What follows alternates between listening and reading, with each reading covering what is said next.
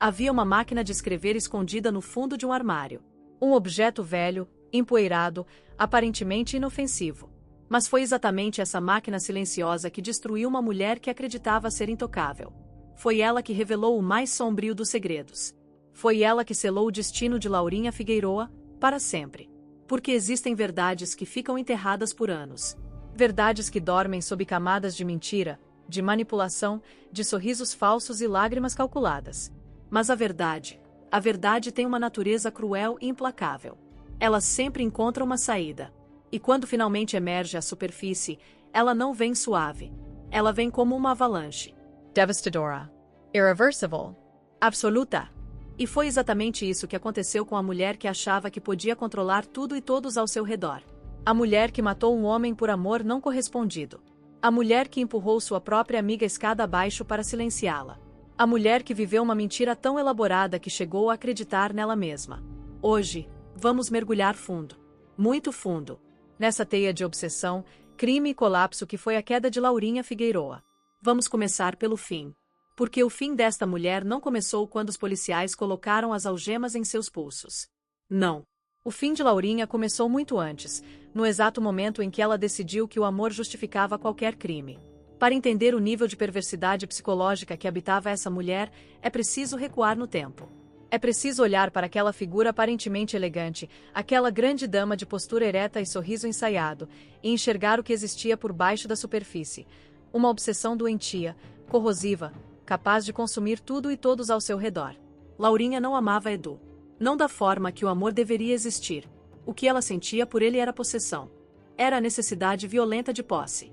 Ela não via nele um homem para construir algo. Ela via nele um troféu. Uma conquista que lhe pertencia por direito, segundo a lógica distorcida da sua própria mente. E quando esse troféu ousou pertencer a outra, quando ele ousou amar uma mulher simples, honesta, cheirando a perfume que Laurinha chamava de barato, algo dentro dela quebrou de uma forma que jamais se consertou. Mas a pergunta que ninguém fazia em voz alta era essa: o que uma mulher assim é capaz de fazer quando perde o controle? A resposta estava na geladeira de Betinho. Porque sim. Laurinha Figueroa, com aquelas mãos de unhas feitas e anéis reluzentes, pegou os frascos de insulina de um homem doente e os substituiu por glicose. Ela não agiu no calor de um momento de raiva. Não.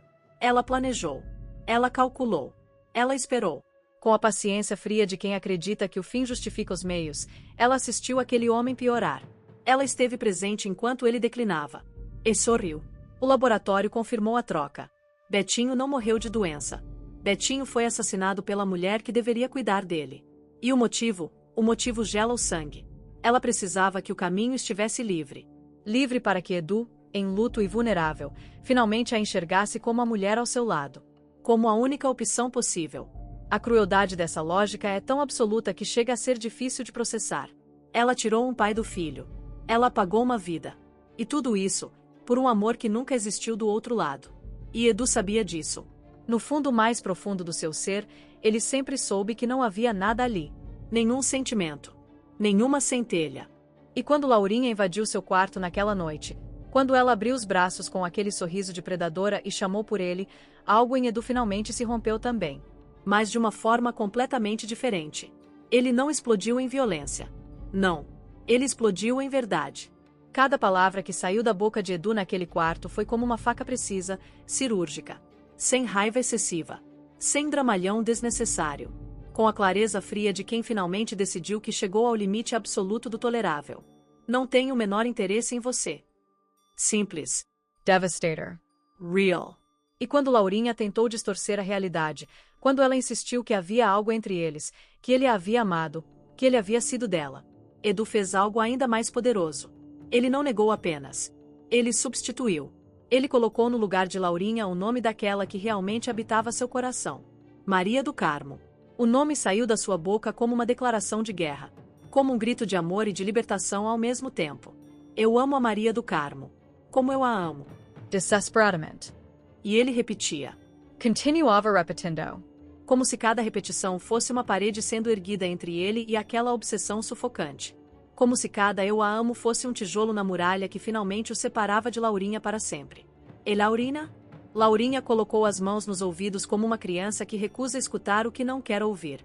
A grande dama. A mulher sofisticada. Ali estava ela, com as mãos cobrindo os ouvidos, chorando de raiva, porque a realidade finalmente havia cruzado o limiar do que ela podia suportar. Se você está chegando agora nesse canal e esse tipo de análise profunda das novelas te dá aquela sensação de adrenalina pura, você precisa se inscrever agora. Porque toda semana a gente mergulha dessa forma nas histórias que todo mundo assiste, mas poucos realmente entendem. E deixa o seu like aqui, porque isso ajuda demais a essa análise chegar para mais pessoas que amam novela de verdade. Agora, me conta nos comentários, você acredita que Edu e Maria do Carmo têm futuro real depois de tudo isso? Eu quero ler sua opinião. Mas voltemos a Laurinha.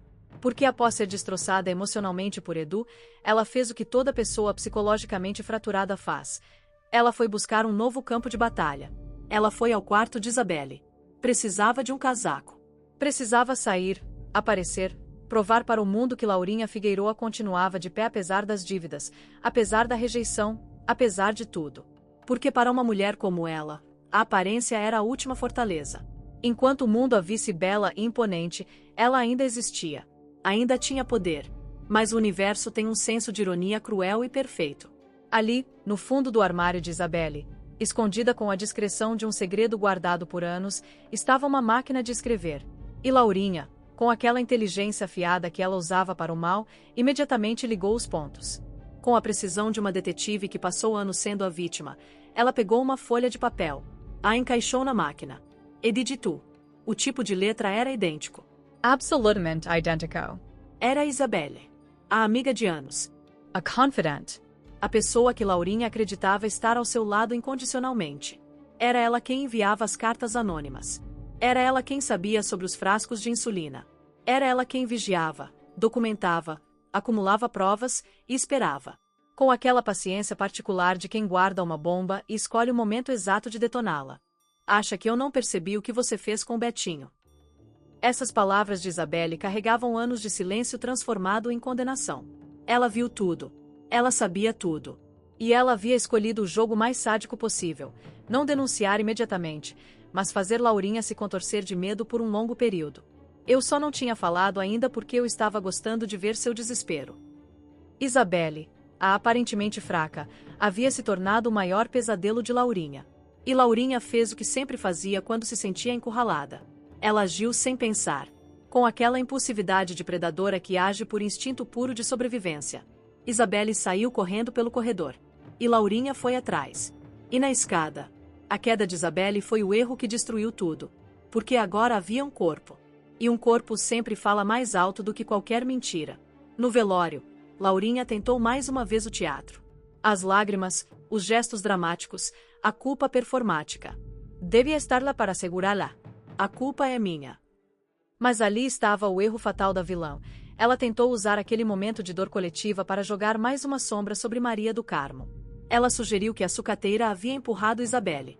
Que a mulher que Edu amava era responsável pela morte. Mas Edu já não era o mesmo homem. Os olhos dele já não viam Laurinha com aquela cortesia cansada de antes.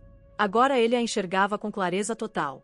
E quando ele encontrou as cartas na gaveta do escritório, quando ele leu cada linha daquelas ameaças, quando chegou a carta que descrevia a troca da insulina com a precisão cirúrgica de quem havia investigado profundamente, o último véu caiu. Meu pai estava bem. Ele começou a piorar depois que a Laurinha se declarou para mim. Tudo fazia sentido. A cronologia. Os sintomas. O timing perfeito da deterioração de Betinho logo após a recusa de Edu. Laurinha havia matado um homem com a frieza de quem remove um obstáculo do caminho. E agora Edu segurava a prova disso entre as mãos. O que ele fez então foi magistral. Ele não foi à polícia silenciosamente. Não entregou as provas de forma discreta. Não. Edu reuniu todos. Família, amigos, testemunhas. E desceu as escadas com Maria do Carmo ao lado, num gesto simbólico poderoso. A mulher que Laurinha tentou destruir estava ali, erguida, ao lado do homem que ela jamais conseguiu capturar. A única pessoa aqui responsável por despachar alguém é você, Laurinha Figueroa. As cartas foram mostradas. Os crimes foram nomeados.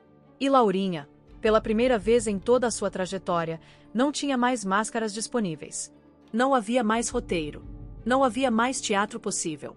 Havia apenas ela, exposta, com toda a podridão à mostra diante de todos que um dia a respeitaram. Os policiais entraram pela porta. E Laurinha tentou correr. Porque até o fim, Ela acreditou que podia escapar. Que podia encontrar uma brecha, uma saída, uma nova mentira que salvasse a situação. Mas dessa vez, não havia saída. Isso não vai ficar assim. Maria do Carmo não vai tomar meu lugar. Vocês vão se arrepender. Essas foram suas últimas palavras antes de ser levada. Não um pedido de perdão. Não um reconhecimento da realidade. Uma ameaça. Até o último segundo, Laurinha Figueroa recusou aceitar que havia perdido. Porque pessoas assim nunca aceitam a derrota. Elas apenas são forçadas a ela. E agora, o que vem depois? A primeira possibilidade é a mais óbvia, mas não a menos interessante. Laurinha, dentro do sistema judicial, tenta construir uma nova narrativa. Com um bom advogado, com apelos emocionais, com a habilidade manipuladora que sempre foi sua maior arma, ela pode tentar transformar o tribunal numa nova fase do seu teatro. A pergunta é se haverá alguém disposto a ser manipulado dessa vez. A segunda teoria é mais perturbadora. E se Laurinha tiver cúmplices que ainda não foram revelados? A sofisticação do crime contra Betinho, a trocar os frascos de insulina requer acesso, conhecimento, cumplicidade de alguém próximo ao ambiente médico. Alguém ainda solto. Alguém que pode agir enquanto ela está presa. O perigo pode ainda não ter terminado. A terceira teoria é a que mais move o coração. E se Edu, no processo de testemunhar contra Laurinha, finalmente se confrontar com a extensão do que perdeu ao negar seus sentimentos por Maria do Carmo por tanto tempo? E se a queda de Laurinha for o catalisador não apenas para a justiça, mas para que ele finalmente diga aquelas palavras que gritou no quarto, mas nunca disse diretamente a ela? Não em raiva. Não em defesa. Mas com calma, com olhos nos olhos, com o coração aberto pela primeira vez sem o peso do medo ou da culpa. Porque no fundo, essa história não é sobre Laurinha. Nunca foi. É sobre o que acontece quando o amor verdadeiro encontra todos os obstáculos possíveis e ainda assim sobrevive. É sobre Maria do Carmo, que foi chamada de sucateira como se isso fosse um insulto, mas que carregou mais dignidade no seu perfume barato do que Laurinha jamais teve com toda a sua sofisticação construída sobre sangue e mentira. A mansão ainda guarda segredos. As paredes viram demais. E enquanto Laurinha é levada, enquanto as portas se fecham atrás dela, sobra naquele espaço uma estranha leveza. O peso de anos de manipulação sendo finalmente, lentamente, dissolvido. Mas o passado nunca desaparece completamente. E essa história ainda tem páginas por virar.